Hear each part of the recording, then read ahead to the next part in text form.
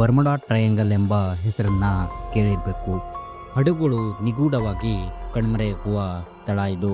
ದಿಕ್ಸೂಚಿ ಕೂಡ ಕೆಲಸ ಮಾಡೋದನ್ನು ನಿಲ್ಲಿಸುವಂಥ ಸ್ಥಳ ಇದು. ಇಲ್ಲಿಯವರೆಗೆ ಇಲ್ಲಿ ಸಾವಿರಾರು ಜನರು ಸಾವನ್ನಪ್ಪಿದ್ದಾರೆ. ಆದರೆ ಇದರ ಹಿಂದಿನ ಅಸಲಿ ಕಾರಣ ಏನು? ಕೆಲವರು ಇದನ್ನು ದೆವ್ವಗಳ ಶಿಬಿರ ಅಂತ ಕರೀತಾರೆ ಮತ್ತು ಕೆಲವರು ಇದನ್ನು ಏಲಿಯನ್ಗಳ ಅಡಗುತಾಣ ಅಂತ ಕರೀತಾರೆ. ಆದರೆ ಇಲ್ಲಿಯವರೆಗೆ ಯಾರಿಗೂ ಕೂಡ ಭೂಮಿಯ ಈ ಒಂದು ನಿಗೂಢ ಸ್ಥಳವನ್ನು ಭೇದಿಸಲು ಸಾಧ್ಯವಾಗಿಲ್ಲ.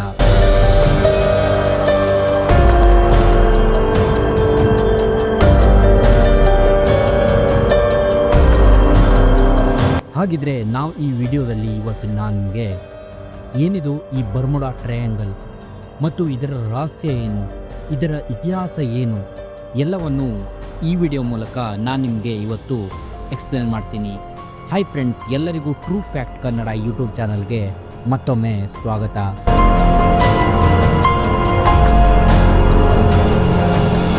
ಓಕೆ ಫ್ರೆಂಡ್ಸ್, ಬರ್ಮುಡಾ ಟ್ರಯಾಂಗಲ್ ಅಂದರೆ ಉತ್ತರ ಅಟ್ಲಾಂಟಿಕ್ ಮಹಾಸಾಗರದಲ್ಲಿರುವ ಒಂದು ನಿಗೂಢ ಸ್ಥಳವಾಗಿದೆ.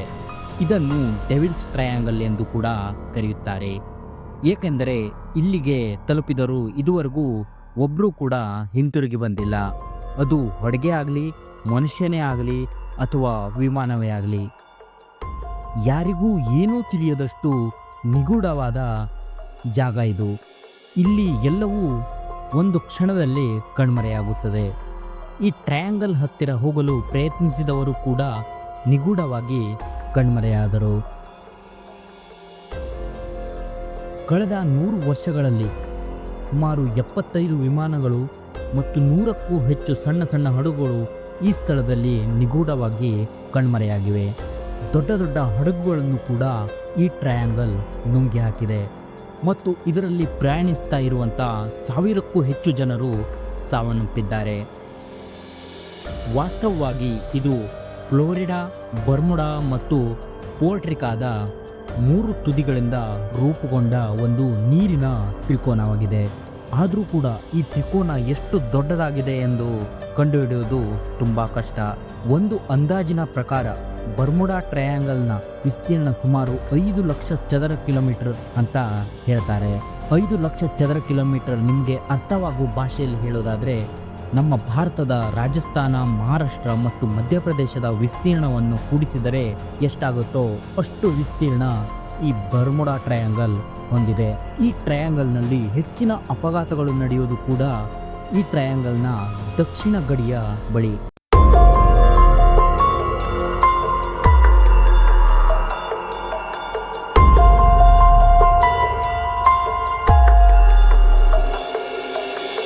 ನಾವು ಇದರ ಇತಿಹಾಸವನ್ನು ನೋಡಿದರೆ ಮೊದಲನೆಯದಾಗಿ 1945ರಲ್ಲಿ US ನೌಕಾಪಡೆಯ 5 ಟಾರ್ಪಿಡೋ ಬಾಂಬರ್ ವಿಮಾನಗಳು ಫ್ಲೋರಿಡಾದಿಂದ ಪೂರ್ವಕ್ಕೆ ಹಾರ್ತವೆ. ಈ ಕಾರ್ಯಾಚರಣೆಯನ್ನು ನಾವು ಫ್ಲೈಟ್ 19 ಎಂದು ಕರೆಯುತ್ತೇವೆ. ಇದರಲ್ಲಿ ಪೈಲಟ್ ಸೇರಿದಂತೆ 14 ಮಂದಿ ಸಿಬ್ಬಂದಿ ಇರ್ತಾರೆ. ಎಲ್ಲವೂ ಚೆನ್ನಾಗಿ ಸಾಗ್ತಾ ಇರುತ್ತೆ. ಆದರೆ ಇದ್ದಕ್ಕಿದ್ದಂತೆ ಈ ಬರ್ಮುಡಾ ಟ್ರಯಾಂಗಲ್ ಹತ್ತಿರ ಬಂದಂತೆ ದಿಕ್ಸೂಚಿ ಕೆಲಸ ಮಾಡೋದನ್ನು ನಿಲ್ಲಿಸುತ್ತೆ ಮತ್ತು ಫ್ಲೈಟ್ನಲ್ಲಿ ಕೆಲವು ಸಮಸ್ಯೆಗಳು ಕಾಣಿಸೋದಕ್ಕೆ ಪ್ರಾರಂಭವಾಗ್ತವೆ ಮತ್ತು ಸ್ವಲ್ಪ ಸಮಯದ ನಂತರ ದಿಕ್ಸೂಚಿ ಕೆಲಸ ಮಾಡೋದನ್ನೇ ಕಂಪ್ಲೀಟಾಗಿ ನಿಲ್ಲಿಸಿಬಿಡತ್ತೆ. ಈಗ ಅವರಿಗೆ ಎದುರಾಗೋ ದೊಡ್ಡ ಸಮಸ್ಯೆ ಅಂದರೆ ಅವರು ತಮ್ಮ ದಿಕ್ಸೂಚಿಯನ್ನು ಬದಲಾಯಿಸಬೇಕು.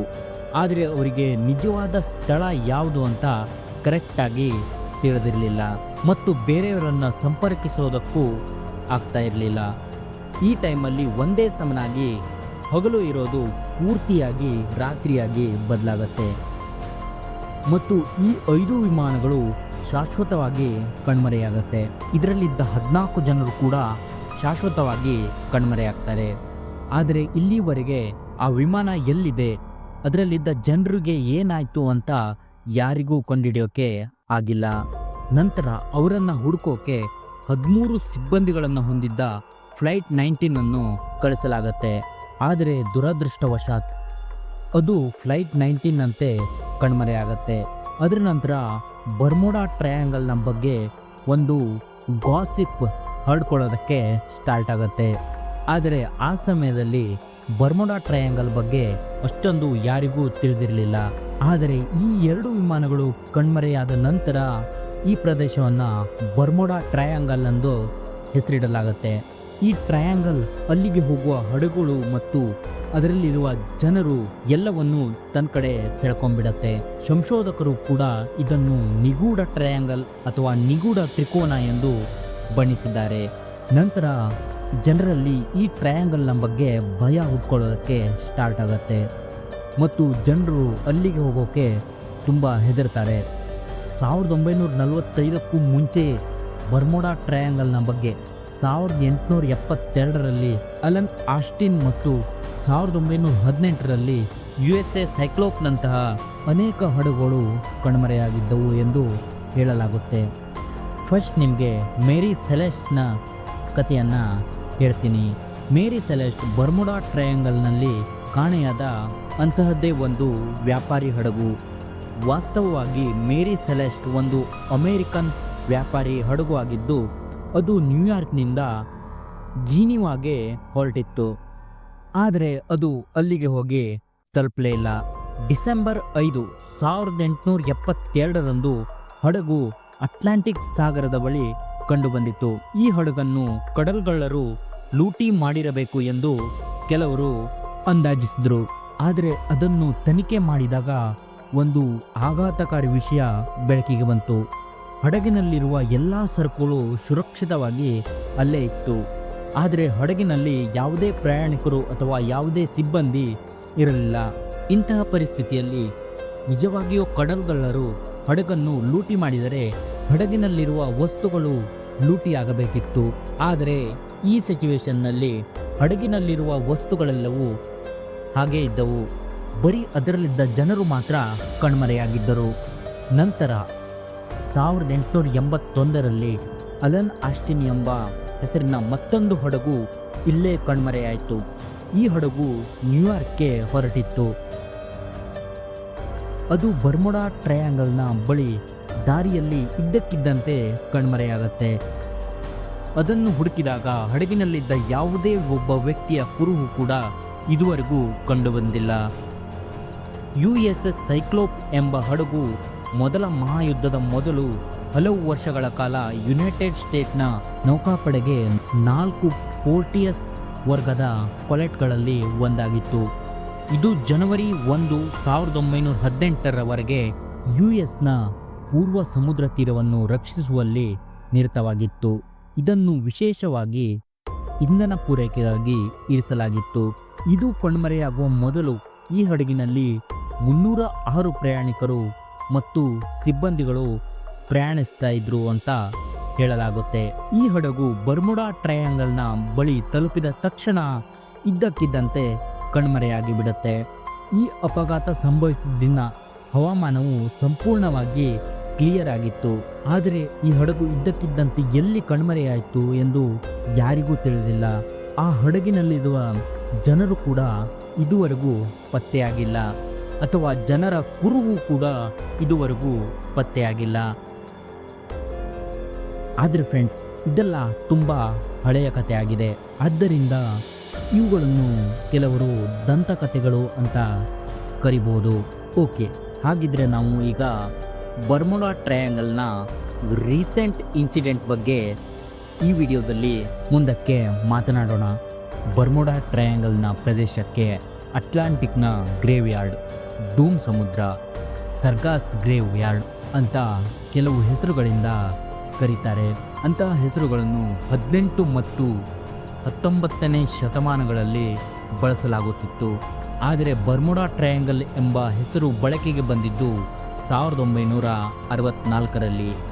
ಇದರ ಹಿಂದೆ ಕೂಡ ಒಂದು ಕತೆ ಇದೆ. ವಾಸ್ತವವಾಗಿ ಏರ್ ಗೋರ್ಸಿ ಎಂಬ ಪತ್ರಿಕೆ ಮತ್ತು ವಿಂಚ್ ಹೆಚ್ ಎಂಬ ವ್ಯಕ್ತಿ ಅದರಲ್ಲಿ ಒಂದು ಲೇಖನವನ್ನು ಬರೆದಿದ್ರು. ಆ ಲೇಖನದ ಹೆಸರು ದಿ ಡೆಡ್ಲಿ ಬರ್ಮುಡಾ ಟ್ರಯಾಂಗಲ್ ಅಂತ. ಬರಹಗಾರರು ಕಳೆದ ಕೆಲವು ವರ್ಷಗಳಲ್ಲಿ ಇಲ್ಲಿ ನಡೆಯುತ್ತಿರುವ ಅನೇಕ ಚಟುವಟಿಕೆಗಳನ್ನು ಈ ಲೇಖನದಲ್ಲಿ ಸಂಪೂರ್ಣವಾಗಿ ಉಲ್ಲೇಖಿಸಿದ್ದರು. ಆದ್ದರಿಂದ ಈ ತ್ರಿಕೋನಕ್ಕೆ ಅಥವಾ ಈ ಟ್ರಯಾಂಗಲ್ಗೆ ಬರ್ಮುಡಾ ಟ್ರಯಾಂಗಲ್ ಅನ್ನೋ ಹೆಸರು ಇಲ್ಲಿಂದ ಬಳಕೆಗೆ ಬರುತ್ತೆ.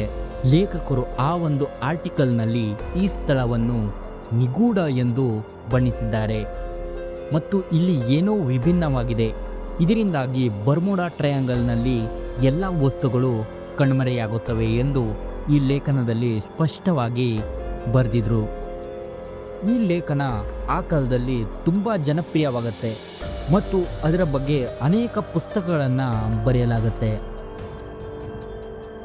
ಈ ಪುಸ್ತಕಗಳನ್ನು ಬರೆಯೋದು ಮಾತ್ರ ಅಲ್ಲ, ಈ ಬರ್ಮುಡಾ ಟ್ರಯಾಂಗಲ್ನ ಮೇಲೆ 100 ಚಲನಚಿತ್ರಗಳು ಕೂಡ ರೆಡಿ ಆಗ್ತವೆ. ಬರ್ಮುಡಾ ಟ್ರಯಾಂಗಲ್ನ ಬಗ್ಗೆ ಮೊದಲು ಮಾಹಿತಿ ನೀಡಿದವರು ಕ್ರಿಸ್ಟೋಫರ್ ಕೊಲಂಬಸ್ ಎಂದು ನಂಬಲಾಗುತ್ತೆ. ಬರ್ಮುಡಾ ಟ್ರಯಾಂಗಲ್ ಅನ್ನು ಎದುರಿಸಿದ ಮೊದಲ ವ್ಯಕ್ತಿ ಕೊಲಂಬಸ್. ಅವರು ತಮ್ಮ ಲೇಖನದಲ್ಲಿ ಈ ಟ್ರಯಾಂಗಲ್ನಲ್ಲಿ ನಡೆಯುತ್ತಿರುವ ಚಟುವಟಿಕೆಗಳನ್ನು ಉಲ್ಲೇಖಿಸಿದ್ದಾರೆ ಮತ್ತು ಅವರು ಬರ್ಮುಡಾ ಟ್ರಯಾಂಗಲ್ನ ಬಳಿ ತಲುಪಿದ ತಕ್ಷಣ ಅವರ ದಿಕ್ಸೂಚಿ ಕೆಲಸ ಮಾಡುವುದನ್ನು ನಿಲ್ಲಿಸಿದೆ ಎಂದು ಬರೆದಿದ್ದಾರೆ. ಇದರ ನಂತರ ಕ್ರಿಸ್ಟೋಫರ್ ಕೊಲಂಬಸ್ ಆಕಾಶದಲ್ಲಿ ಒಂದು ನಿಗೂಢ ಬೆಂಕಿಯ ಉಂಡೆಯನ್ನು ನೋಡಿದ್ದೇನೆ ಎಂದು ತಿಳಿಸಿದ್ದಾರೆ. ನಂತರ ಆ ಬೆಂಕಿ ಉಂಡೆ ನೇರವಾಗಿ ಸಮುದ್ರದೊಳಗೆ ಬೀಳುತ್ತೆ. ಕೆಲವರು ಇಲ್ಲಿ ಒಂದು ಸುಂಟರಗಾಳಿ ರೂಪುಗೊಳ್ಳುತ್ತದೆ ಎಂದು ಹೇಳಿದ್ದಾರೆ. ಆದರೆ ಕೆಲವರು ಇದೆಲ್ಲವೂ ಅನ್ಯಗ್ರಹ ಜೀವಿಗಳ ಕೆಲಸ ಎಂದು ಹೇಳುತ್ತಾರೆ. ಈ ಮಾರ್ಗ ಕೆಲವರು ಏಲಿಯನ್ ಬೇಸ್ಗೆ ಹೋಗಲು ಏಲಿಯನ್ಗಳು ರೆಡಿ ಮಾಡ್ಕೊಂಡಿರೋ ಮಾರ್ಗ ಅಂತ ಕೂಡ ಹೇಳ್ತಾರೆ.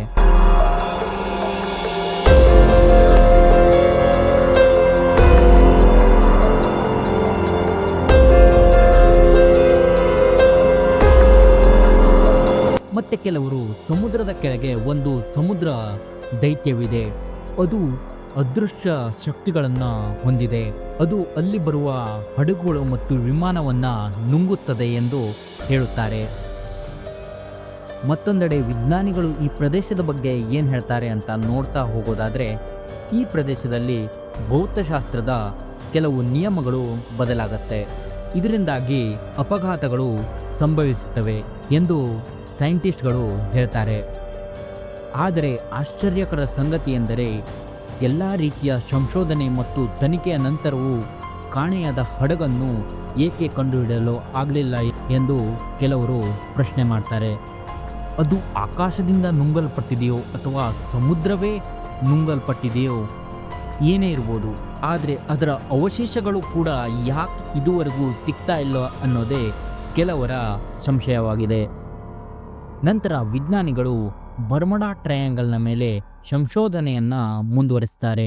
ಸೈಂಟಿಸ್ಟ್ಗಳು ಇಲ್ಲಿ ಬರ್ಮುಡಾ ಟ್ರಯಾಂಗಲ್ನ ಸುತ್ತಲಿನ ಹವಾಮಾನವನ್ನು ಸಂಶೋಧಿಸಿ ಈ ಟ್ರಯಾಂಗಲ್ನ ಮೇಲೆ ಬಲವಾದ ಗಾಳಿ ಬೀಸುತ್ತದೆ ಮತ್ತು ಅವುಗಳ ವೇಗ ಗಂಟೆಗೆ ಸುಮಾರು 170 ಮೈಲುಗಳವರೆಗೆ ಇರುತ್ತದೆ ಎಂದು ಕಂಡುಹಿಡಿದಿದ್ದಾರೆ. ಈ ಗಾಳಿಯ ಹಿಡಿತಕ್ಕೆ ಸಿಲುಕಿದಾಗ ಹಡಗು ಅಥವಾ ವಿಮಾನವು ತಮ್ಮ ಸಮತೋಲನವನ್ನು ಕಳೆದುಕೊಳ್ಳುತ್ತದೆ. ಇದರಿಂದಾಗಿ ಅವು ಅಪಘಾತಕ್ಕೀಡಾಗಿ ವಿಮಾನಗಳು ಮತ್ತು ಹಡಗುಗಳು ಸಮುದ್ರದಲ್ಲಿ ಕಣ್ಮರೆಯಾಗುತ್ತವೆ ಎಂದು ಸೈಂಟಿಸ್ಟ್ಗಳು ಹೇಳ್ತಾರೆ. ಇನ್ನು ಸೈಂಟಿಸ್ಟ್ಗಳ ಎರಡನೇ ರೀಸನ್ ನೋಡೋದಾದರೆ, ಇದಕ್ಕೆ ಪ್ರಮುಖ ಕಾರಣವೇನೆಂದರೆ ಬಿರುಗಾಳಿ. ಹೆಚ್ಚಿನ ಬಿರುಗಾಳಿಗಳು ಈ ಪ್ರದೇಶದಲ್ಲಿ ಬರುತ್ತವೆ.